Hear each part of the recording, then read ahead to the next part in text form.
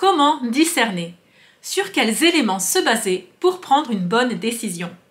Bonjour, je suis Anna Gass, la fondatrice d'Apprendre les bonnes manières et de la boutique Ligne de France. Aujourd'hui, une vidéo qui sort un petit peu du cadre, une vidéo qui est davantage sur le développement personnel, catholique et un peu sous forme de témoignage. Comment prendre une bonne décision? Sur quels éléments nous baser? Petit préambule, ce que je vais dire ne s'applique pas à tout le monde dans toutes les situations. C'est ma méthode à moi. Prenez ce qu'il y a à prendre. Donc voilà, 5 éléments à prendre en compte. Première chose, réaliser et comprendre que tout choix est un renoncement. À chaque fois que l'on choisit quelque chose, c'est un renoncement. Mais également quand on ne choisit pas quelque chose, l'absence de choix est aussi un renoncement, même si on ne s'en rend pas compte. Je vois les choses de telle façon. On ne peut pas tout avoir. Ou en tout cas, on ne peut pas tout avoir au début. Je me considère encore au début de ma vie. Début de ma vie professionnelle, dans le business, dans le couple, dans la parentalité, dans les amitiés, etc. etc. Et même par rapport à tous ces facteurs, éléments de ma vie, je me considère comme débutante. Comme au début du chemin. Et au début, on ne peut pas tout avoir en même temps.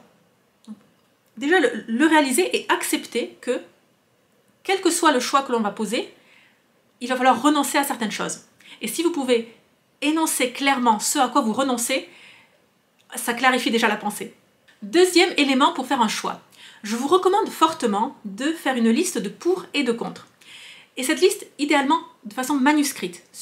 Voilà, vraiment, même pas à l'ordinateur, même pas sur un bloc, enfin sur les notes du portable, mais à la main, sur une feuille. Vous écrivez avec un stylo, ça permet de clarifier la pensée, de poser les idées non seulement à plat, mais en fait il y a ce processus physique de l'écriture qui aide énormément.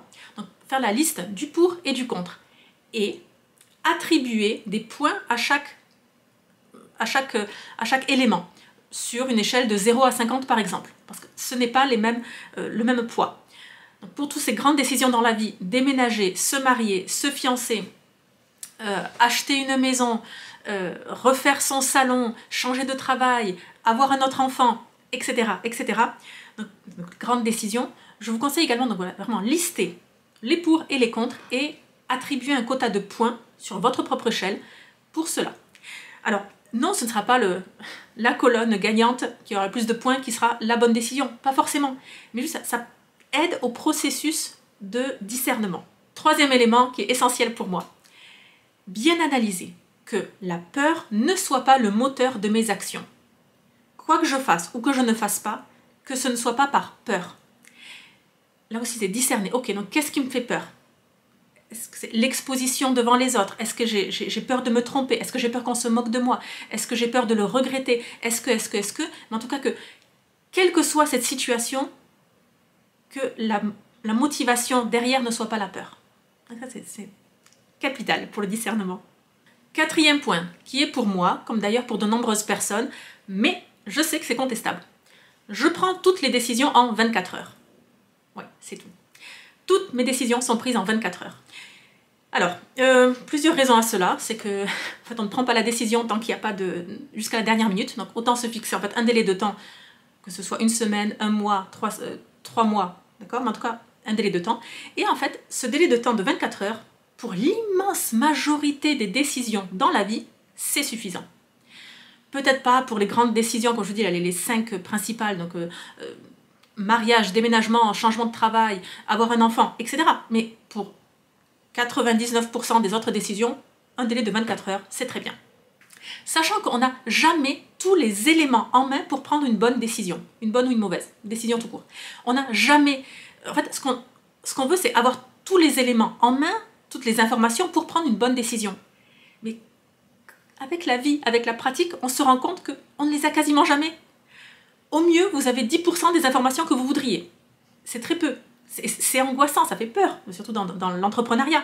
Et pourtant, eh bien voilà, on prend une décision sur les 10% d'informations dont on dispose. Donc le postulat derrière tout ça est le suivant. Il est toujours plus facile de corriger quelque chose que de le créer. Quand j'étais petite, donc, pour m'entraîner à écrire en polonais, ma mère me disait toujours, je fais le premier jet et elle corrigera. Donc lorsque j'écris une carte ou une lettre à mes grands-parents, lorsque j'écrivais quelque chose en polonais, je l'écris et elle corrigera après. Et moi je la suppliais, non, non, non, je te le dicte, c'est toi qui écris, s'il te plaît, s'il te plaît. Et elle était intraitable là-dessus. Non, tu écris, je corrigerai. Parce qu'il est toujours plus facile de corriger quelque chose que de le créer. Être un entrepreneur, c'est transformer le 0 en 1. C'est ça le plus dur. Mais une fois que vous avez le 1, aussi médiocre soit-il, il est beaucoup plus facile de le corriger, de rectifier, d'optimiser, etc., etc. Dans l'entrepreneuriat, il a également été démontré que, en fait, l'important c'est de faire. Et donc il faut gravir, enfin, l'idéal est de gravir des petites marches, et en fait, en gravissant les marches, on s'aperçoit que ah bah ça va, ça convient pas, etc. Et donc il est plus facile de rectifier un tir quand on est déjà sur notre lancée, plutôt que d'être au point de départ et de dire ok, exactement qu'est-ce que je veux viser et qu'est-ce que je dois faire pour y arriver. Parce que de toute façon, il y aura des obstacles. Donc en fait, il faut avancer, et on rectifie en avançant. Et c'est comme ça qu'on est le plus efficace. Donc dans tout cela, c'est ce qui est dit dans l'entrepreneuriat, il vaut mieux un idiot qui agit plutôt que quelqu'un d'intelligent qui n'agit pas. Je me considère comme débutante, comme, je dis pas petite idiote, mais voilà, comme vraiment quelqu'un qui ne sait pas, et donc c'est en faisant que je découvre. Donc voilà, une décision est prise en 24 heures. Et on peut toujours la rectifier, l'améliorer, améliorer le tir, etc. 5e élément, donc il faut être conscient que la décision que l'on va prendre, ou qu'on ne prendra pas d'ailleurs, aura des conséquences négatives. Et oui, il n'y a quasiment pas de scénario où c'est tout le temps du gagnant-gagnant. Je l'ai dit avec le premier point, une décision est toujours un renoncement. Et là, c'est non seulement un renoncement, mais quels que soient les actes que l'on pose, ils ont des conséquences positives comme négatives. Le négatif peut être assez minime, mais il existe quand même. Et une fois qu'on a accepté cela, et pire encore, en fait, le plus dur c'est d'accepter les conséquences négatives inconnues. C'est ça qui fait peur. Mais une fois que vous avez accepté cette idée, c'est beaucoup plus facile. Et grâce à ces 5 éléments, on apprend à placer la jauge de l'ambition au bon endroit. Pour nous, pour notre situation à tel moment, en tel lieu, telle date, pour telle décision. Ce n'est peut-être pas idéal, mais c'est le meilleur scénario que l'on puisse envisager. Donc voilà, c'était juste des éléments comme ça pour vous aider peut-être, pour les grandes décisions que vous aurez à prendre cette année, sur quels éléments placer votre décision et qu'est-ce qui peut vous aider à réfléchir et à prendre une décision. Dans ce que je viens de dire, prenez ce qu'il y a à prendre et laissez le reste de côté. Bien, j'espère que cette vidéo vous a plu. Pour en savoir plus sur les arts de la table, le développement personnel catholique, pour l'élégance vestimentaire ou encore le savoir-vivre, je vous invite à télécharger gratuitement le guide des mondanités, sous-titré « 7 leçons de savoir-vivre pour briller en société ». C'est un guide gratuit que vous pouvez recevoir d'ici 5 minutes, directement dans votre boîte mail. Le lien se trouve juste en dessous de la vidéo. Je vous dis à très bientôt et surtout, n'oubliez pas, la bienséance fait la différence.